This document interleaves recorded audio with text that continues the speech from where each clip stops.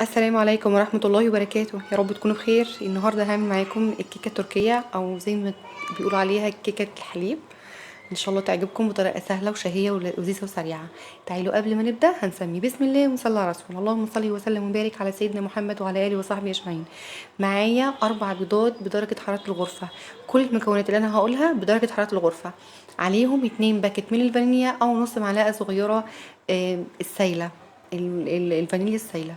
تمام. وعليهم كوباية إلا ربع من السكر. وهضرب ضرب جامد بالمضرب. ولو بالخلاط مفيش مشكلة برضو، ده او ده ينفع، بس هي ميزتها ان المضرب 5 دقايق ورا بعض. الخلاط لا، هتوقفي شوية وشغلي شوية. تمام. هفضل اضرب فيه يعني بالظبط، خد معايا بالمضرب حوالي 7 دقايق لحد ما لون البيض بقى فاتح والفوم بتاعه بقى عالي شوية. تمام. بعدين هنزل عليهم بمعلقة من الخل. وبعدين برضو هضرب مش كتير، يعني هي دقيقة بس عشان الخل يتخلط مع البيض. تمام.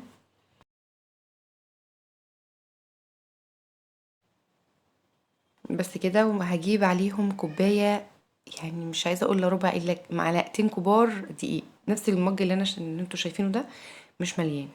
وهحط شوية بشوية، يعني هحط في الاول نص الكوباية وبعدين هضرب بالمضرب وبعدين احط النص التاني. انا بعمل بالمضرب علشان بس يبقى اسرع قدام التصوير، لكن لو بايدكم هينفع. مفيش اي مشكلة خالص. وهنزل عليهم بباكت بيكنج باودر اللي هو 18 جرام وذرة من الملح. وهضرب. الضرب طبعا هيكون في اتجاه واحد بس. ينفع خالص بايديكي بالمضرب العادي، مفيش اي مشكله خالص. تمام. بس انا اخترت المضرب علشان التصوير وعشان يبقى اسرع شويه بالنسبه لي. هقلب بالسباتولا كويس علشان لو في اي دقيق او اي رواسب تحت، لازم كله يختلط مع بعضيه. تمام. هجيب الصينيه بتاعتي وهدهن فيها زبده. انا فضلت الزبده ان بيبقى طعمها بالنسبه لي افضل، يعني لو موجود زيت مفيش مشكله. دهنت الصينيه بتاعتي زبده. دي الصينيه الوسط اللي هو في الثلاث، انا مش فاكره مقاسها بالظبط كام، بس اللي هي في الثلاث صواني مع بعض. وعلى فكره تنفع جدا في الومنيوم. مش تحت شرط يعني بايركس وكده، بس انا اخترت البايركس عشان التصوير وعشان تبقى اسهل واسرع بالنسبه لي. حطيت الخليط كله وانا بعمل شغاله فيها، شغلت الفرن بتاعي على حراره 180، الرف الاوسط. مش بتفتحي عليها لمده تلت ساعه، هي بعد تلت ساعه تلاقيها استوت اساسا يعني. تمام. وبيبقى برضو بيختلف من فرن لفرن. وهخبطها 3 4 خبطات عشان نطلع الفقاقيع اللي فيها، واحطها في الفرن واقفل عليها. تعالوا بقى نعمل الكريمه. معايا 2 باكت من دريم اللي هو المحلى، وهنزل عليهم بكوبايه لبن تلج خالص. مش متوفر التلج ممكن تبقي تعملي ميه، مفيش مشاكل، بس طبعا اللبن بيبقى احلى. معاكي طبعا اللي هو الكريم شانتيه السايب، مفيش مشكله برضو تحطي كوبايه زي بتاعه اللبن اللي حطيتها. وهنضرب بالمضرب. تمام. الباكت ده ميزته ان هو متوفر كتير يعني في الاسواق، وتلاقيه رخيص. تقريبا جبته ب7 جنيه 8 جنيه الباكت، مش فاكره. لو انتوا حابينه اكتر من كده، طبقه الكريمه تكون اقوى من كده، تقدروا تحطوا زياده، مفيش مشكله. الزياده دي تبعكم انتوا يعني. تمام. بس فضلت اضرب المضرب لحد ما وصلت للقوام الجميل ده.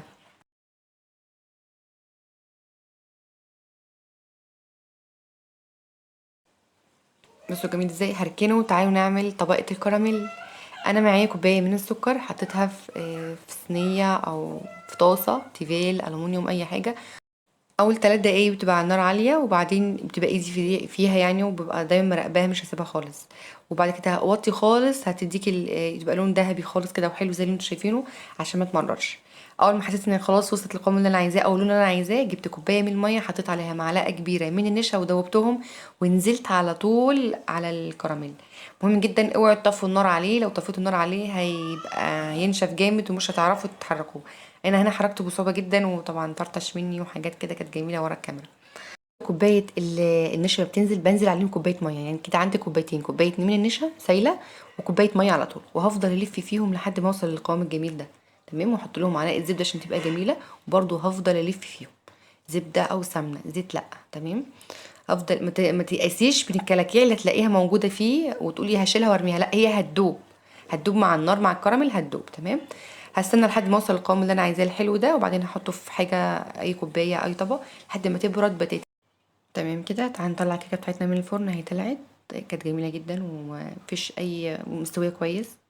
والقوام بتاعها كان جميل. هفضل بصوا، هعمل لها فتحات كده بالخله او بالسكينه، بحيث ان انا ما اجي اشربها باللبن تشرب بسهوله. هعمل كتير جدا جميله. تمام. هنزل عليهم بكوبايتين من اللبن. اللبن يكون، هي تطلع من الفرن على طول، اللبن يكون عادي يعني اللي هو انتي راكناه جنبك كده، هو دافي شويه. تمام. وبعدين هنزل بكوبايه تانية. الكوبايه التانية كانت ناقصه حاجه بسيطه، هي بتتشرب بسرعه. وبس كده. على فكره ممكن تزودوا لبن تاني، يعني ممكن تخليها كوبايتين ونص او 3، مش هيحصل لها اي مشكله. بعد ما تهدى خالص، يعني سبتها نص ساعه كده، رحت جبت الكراميل. اهم حاجه تكون دافيه، لا ما تكونش دافيه، تكون تلج خالص، تلج خالص كده الكيك، عشان لما احط الكريم ما يسحش من عليها. وزعت طبقه الكريم شانتيه عليها، ونزلت بعد كده بالكراميل بتاعي. نسيت اقول لكم حاجه مهمه جدا، وانا بوزع الكريم شانتيه اشيل معلقتين كبار على جنب، هقول لكم نعمل بيها ايه. وهنا طبعا هوزع الكريم بتاعي الكراميل بالراحه خالص، وعشان بس ما يبوظش الدنيا تحتيه. طبعا دول حطيتهم في كيس عادي، لا حلواني ولا بتاع، مش هنشتري بقى ونكلف نفسنا، كيس عادي تلاجة. وفتحته فتحه صغنونه خالص، وفضلت اعمل فيه الخطوط ده. طبعا انا في التزيين يعني الحمد لله مفيش خالص، بس بحاول بقدر الامكان اطلع الحاجه الى حد ما حلوه وجميله وشكلها مقبول. فالتزيين بتاعكم انتوا مش تحت شرط بتعملوه زي ما انا بعمل يعني. فعملت الخطوط بتاعه الكيك كده زي ما انتوا شايفين.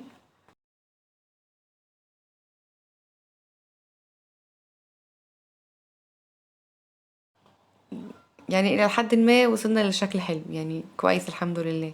تمام. هجيب معايا خلة اسنان او سكينة وهعمل بيها الشكل اللي انتوا شايفينه ده، عكسي او جنب بعض مفيش مشكلة، والتزيين برضو بيرجع لكم، او اي شكل بتعملوه برضو بيبقى حلو. انا بس بحاول اوصل للكيكة التركية الاصلية، اللي هي ميزتها بس ان هي مفيهاش اي دهون، يعني مفيش اي دهون داخلها، لا زيت ولا زبده ولا اي حاجه.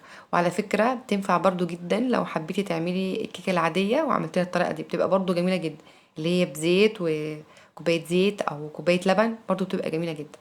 تمام.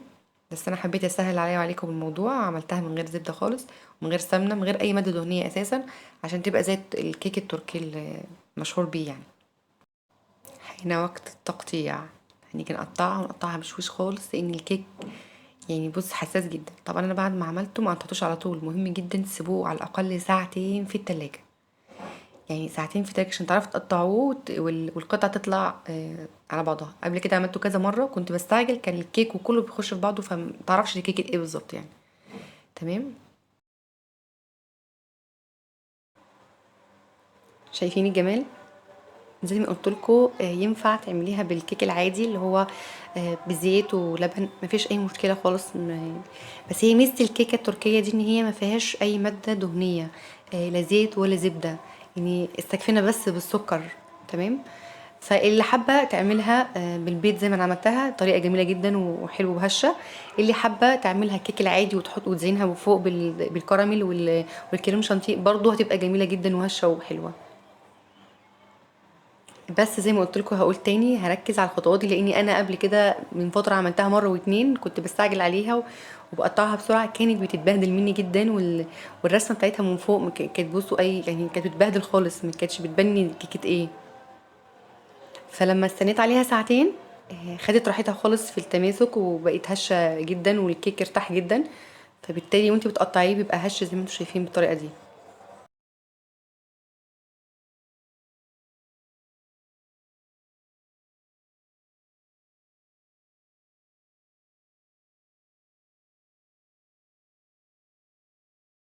حقيقي مش محتاج كلام، الكيك بيتكلم عن نفسه.